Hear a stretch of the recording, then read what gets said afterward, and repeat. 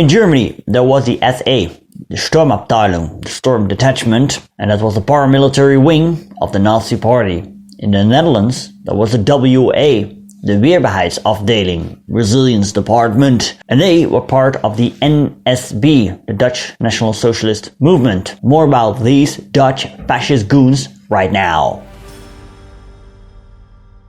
Hey, good to have you back on the channel. My name is Stefan. I'm a history teacher from the Netherlands and I'm hustling history for you. And if you liked it, consider subscribing and also hit the notification bell. The National Socialist Movement, the Nationaal-Socialistische Beweging, the NSB, was founded in 1931 by Anton Mussert and Cornelis van Geelkerken. And this happened in the Dutch city of Utrecht. It didn't see itself as a party, moreover as a movement, hence the name. In 1932, they established the WA, the WA, the Weerbaarheidsafdeling, which literally means Resilience Department. In Article 1 of their statute, it said, on one hand, to develop the sense of order, discipline, honor, and service of the younger members of the NSB. On the other hand, to increase the resistance against persons or institutions that attack it. Where it came down to is that these goons had to make sure that party meetings were protected and also protect party members when they were in difficult neighborhoods. So neighborhoods with a lot of people with socialist, communist sympathies. They also held processions during important meetings. The WA made clear that it had no military goals. This was only a pragmatic stance.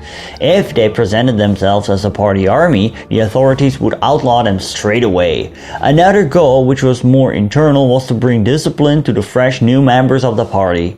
Initially, the group was small with some 33 members. Their uniforms were a model to the Italian black shirts. They wore black shirts and trousers with jack boots or string boots, alongside with a Sam Brown belt. They did exercise and running, endurance and fighting skills such as judo and boxing. They were under command of a former KNIL officer. Hogewind, the Royal Netherlands East Indies Army, was the Dutch colonial army in the Dutch East Indies. This man wasn't fully in control, as sometimes the members of the WA wrought havoc in communist neighborhoods in Amsterdam. On January 7, 1933, around 30 WA members marched through Utrecht as a provocation against the political system that was in place.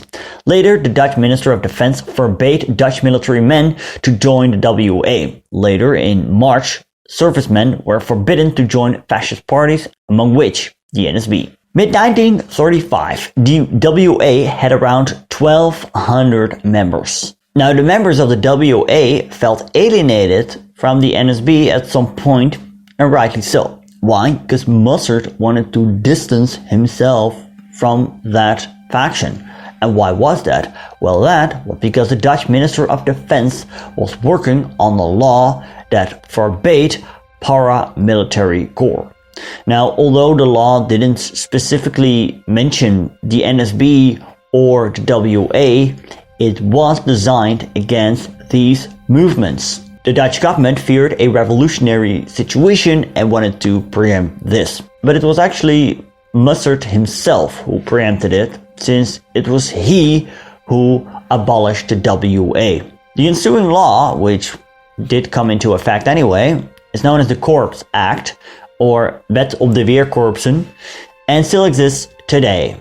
Anyone who wears or carries in public garments or gaudy insignia which are an expression of a particular political endeavor will be punished with imprisonment of not more than 12 days or a fine of the second category. May 10th, 1940, the German invasion of the Netherlands started.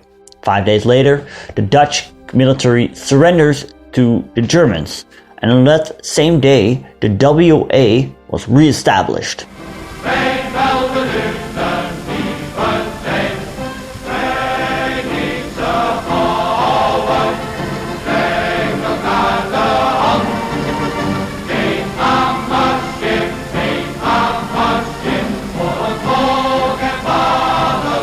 Soon, violence committed by the WA against Jews and also political opponents was rampant. And in February 1941, it came to a climax in Amsterdam. The direct cause for this were riots that were caused by the WA in the Jewish quarter of Amsterdam. What happened here? Alright, so the WA went into the city to persuade shop owners and cafe holders to place signs that were enforced by German occupier, which said Jews not wanted. This led to various disturbances around Rembrandtplein, it's a square in Amsterdam. Now in the early evening of February 11th, the WA was marching and singing towards another square named Waterlooplein. And their plan was to beat up some Dutch Jews.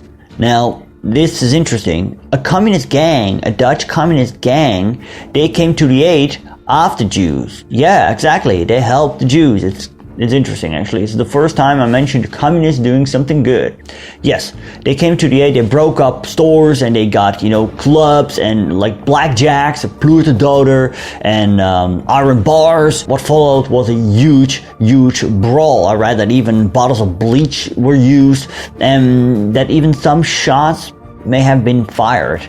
Well, the whole fighting lasted a couple of minutes and it left some people dead, among which Hendrik Koot, who was a prominent WA member. The ambition of the WA was to become a recognized police force, but the Germans weren't willing to comply. The WA was kind of sidetracked to function as assistant police and to participate in sporting events.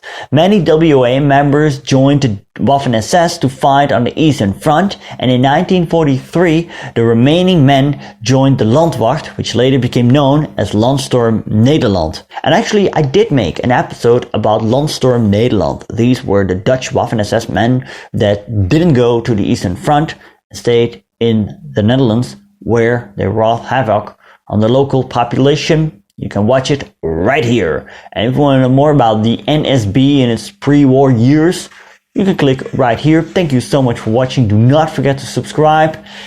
En nog een fijne dag.